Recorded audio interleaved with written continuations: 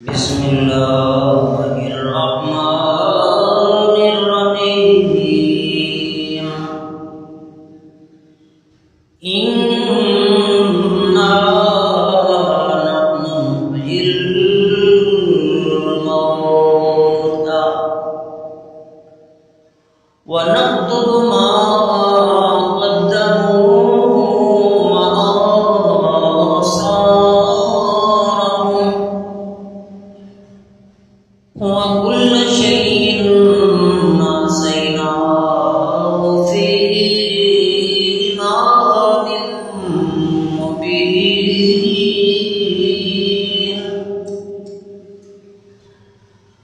واضرب لهم مثلا أصحاب القرية إذ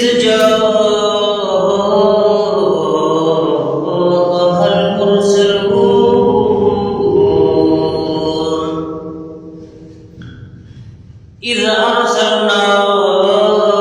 إليهم اثنين فكذبوهما فعززنا بثالث